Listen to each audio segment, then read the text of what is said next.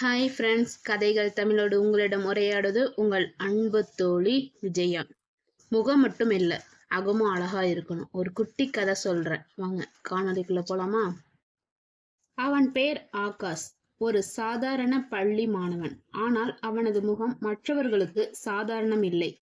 முகத்தில் சிறு புண்கள், பற்கள் சரியாக இல்லை. அவனை பார்த்து சிரித்தவர்கள் நிறைய பேர். அவன் சிரிக்கவில்லை, சிந்தித்தான். ஆனால் சிந்தித்தும் பலனில்லை, தன்னையே மறைத்தான். ஒரு நாள் புதிய ஆசிரியை ஒருவர் வந்தார். அவர்கள் ஒரு நாடக போட்டி ஏற்பாடு செய்தனர். அதில் யார் வேண்டுமானாலும் கதை, கவிதை எது வேண்டுமானாலும் சொல்லலாம் என்று சொன்னார். ஆகாஷ் எழுதிய ஒரு கவிதையை மேடையில் இன்டாக்ட் செய்ய சொன்னார். அவன் மேடையில் ஏறும்போது முகம் கீழே குனிந்தபடிதான் ஏறினான். ஏறியவுடன் ஒரு தன்னம்பிக்கை. இந்த உலகத்துல யார் அழகு தெரியுமா? நான் தான் அப்படின்னு சொல்றான். அதை கேட்டு நிறைய பேர் சிரிக்கிறாங்க.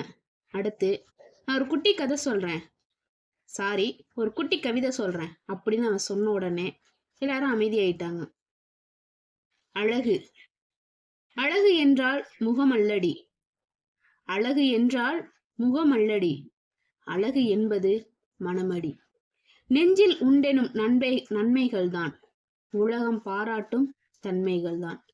பளிச்சென்ற தோல் அழகு அல்ல, பளிச்சென்ற தோல் அழகு அல்ல, பார்வையில் ஒளிரும் நல்ல பசுமைதான். பூங்காற்றை போல் மென்மையானது, பார்வையிலே பேசும் உண்மைதான். நீ என் முகத்தை நம்பவில்லையா? நீ என் முகத்தை நம்பவில்லையா? பரவாயில்லை, நான் என் உள்ளத்தை நம்புகிறேன். அந்த நம்பிக்கையில் நான் வாழ்கிறேன்.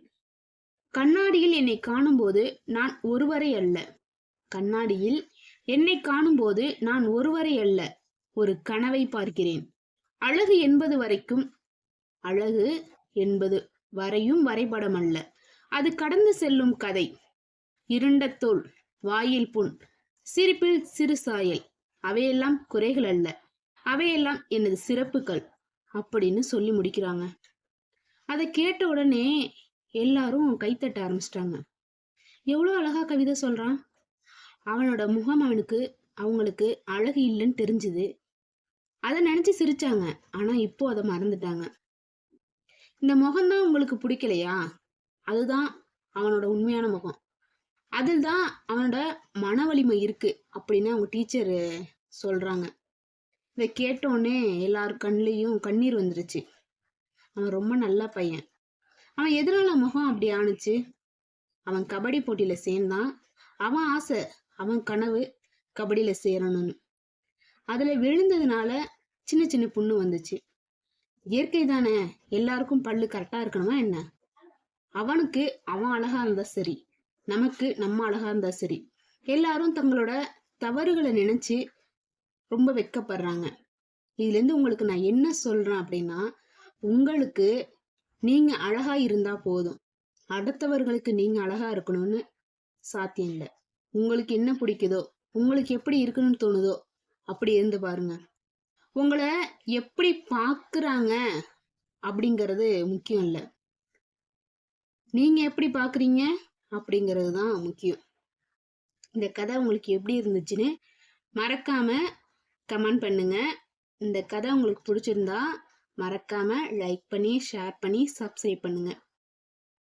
ஓகே, அடுத்த காணொலியில சந்திக்கலாம். பாய்.